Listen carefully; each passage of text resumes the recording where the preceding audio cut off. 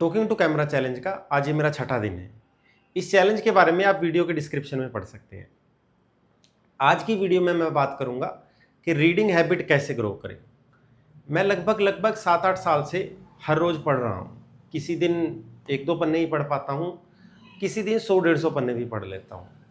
तो मैं अपने एक्सपीरियंस से बात करूँगा कि मैंने अपनी रीडिंग हैबिट कैसे ग्रो की।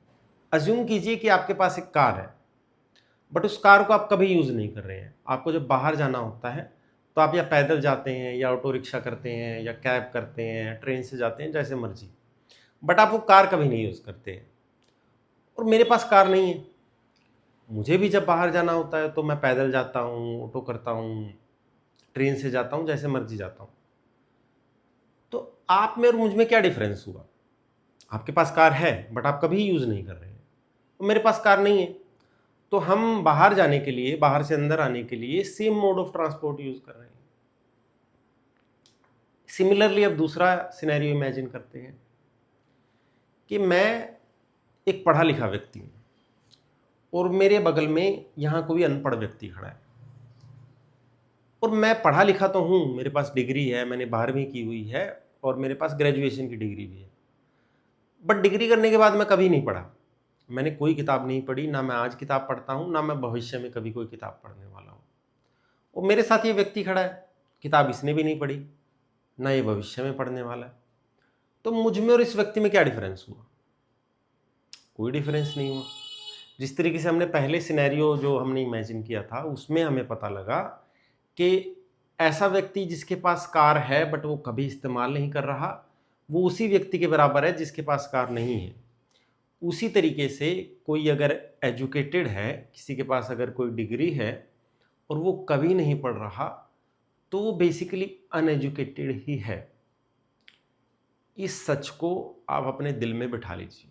आराम से सोचिए पहले इस बात पे। ये वीडियो जब पूरी हो जाए तो आराम से बैठ के इस बात पे सोचिए कि आपके पास डिग्री है, वो आपको पढ़ा लिखा नहीं बना रहा है। वो तो किसी ने पेपर पे कुछ साइन करके दे दिया, वो तो लोग पैसे दे के भी खरीद लेते हैं। आप में और एक अनएजुकेटेड व्यक्ति में क्या डिफरेंस है? आपको कोई डिफरेंस नहीं मिलेगा। जिस दिन ये सच आपके दिल में, आपके दिमाग में अच्छे से बैठ गया, उस दिन आपको ज़रूरत महसूस होगी कि नहीं भाई, मेरे को पढ़ना चाहिए। मैं जितने मर्जी एफर्ट मेरे लगे, मैं पढ़ूंगा। तो जब ये आपके दिमाग में बैठ जाएगा, मुझे लग रहा है कि आपकी रीडिंग जर्नी स्टार्ट हो जाएगी। एटलीस्ट मेरी रीडिंग जर्नी तो इसी बात से स्टार्ट हुई थी। मैं छोटे शहर से बिलोंग करता हूँ। मैं दिल्ली गया था। दिल्ली के लोगों को देख के मुझे लगा कि यार इन लोगों को बहुत कुछ पता है, मुझे नहीं पता है। तो वो जो खुद में कमी महसूस हुई, वहाँ से मेरी रीडिंग जर्नी स्टार्ट हुई। अब मैं लगभग अब मैं इस फैक्ट के लिए नहीं पढ़ता हूँ कि भाई किसी और के पास ज़्यादा ज्ञान है, मेरे पास कम है। अब मुझे पढ़ने में मज़ा आने लगा है। तो पहली चीज़ तो ये हो गई कि आपको ज़रूरत महसूस होनी चाहिए अपने दिल में, अपने दिमाग में। अच्छा, रीडिंग स्टार्ट करने के लिए आप किस तरीके की आपको बुक पढ़नी चाहिए? मेरे हिसाब से पहली बात तो आपको वो बुक्स पढ़नी चाहिए जिसका राइटिंग स्टाइल थोड़ा अच्छा है, जिसमें सेंटेंसेस थोड़ी सी क्रिस्पी हैं, क्लियर सेंटेंसेस हैं। अक्सर फिलोसफर्स की जो राइटिंग होती है वो क्लियर नहीं होती, तो आप फिलोसफी की किताब पढ़ेंगे वो बिगिनर रीडर के लिए अच्छी नहीं होती है। पुरानी अगर आप किताबें पढ़ेंगे, जैसे कि जो 50 साल पहले पब्लिश हुई थी, उसका राइटिंग स्टाइल भी आपको अच्छा नहीं लगेगा, पसंद नहीं आएगा। लेंदी सेंटेंसेस होगी, आपको मज़ा नहीं आएगा। वर्ड्स उसमें वोकेबलरी कुछ ऐसी यूज़ होगी जो अब नहीं यूज़ होती है, तो फिर आपका दिमाग ज़्यादा लगने लग जाएगा, कोग्निटिव लोड बढ़ जाएगा बेसिकली। तो आप वो मत यूज़ करिए, ठीक है। पहली बात तो राइटिंग स्टाइल जिसका अच्छा हो। दूसरी बात जो बहुत पुरानी पब्लिश ना हुई हो।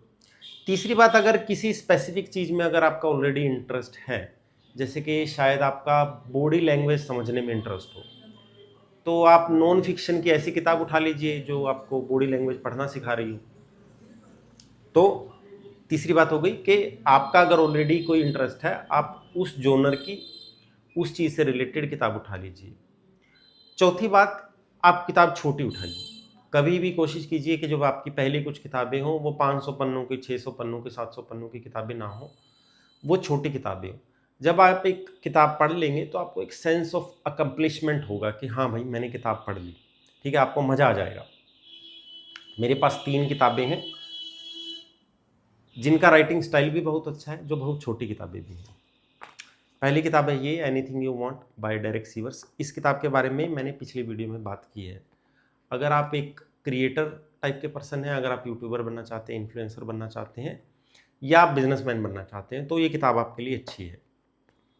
ये किताब है कुल 80-85 पन्नों की और राइटिंग स्टाइल इसका बहुत अच्छा है। दूसरी किताब है ये the little book of yes. इसके मल्टीपल ऑथर्स हैं। ये किताब है इन्फ्लुएंस करने के बारे में, कि किसी को इन्फ्लुएंस, उसके थॉट प्रोसेस को थोड़ा सा चेंज कैसे किया जाए। Kind of you can say कि साइकोलॉजी की किताब है। या परसुएड कैसे किया जाए, हाँ किसी से कैसे करवाई जाए।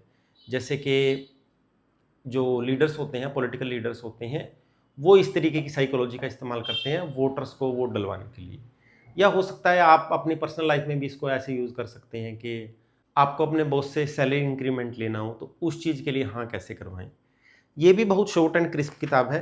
कुल है ये 115 लगभग पन्नों की, the little book of yes. तीसरी किताब है ये हिरोशिमा बाय जॉन हर्से। ये है जो अमेरिका ने हिरोशिमा पे बॉम्ब गिराया था, एटॉमिक बॉम्ब, ये उसके बारे में है। द न्यूयॉर्कर के एक जर्नलिस्ट ने ये लिखी है। और ये किताब तो ऐसी है, अगर आप 2-3 पन्ने पढ़ लेंगे तो उसके बाद आप इस किताब को पूरी पढ़े बिना रख ही नहीं पाएंगे। तो ये मेरे 3 सजेशंस हैं और इसी के साथ आज की मेरी वीडियो खत्म।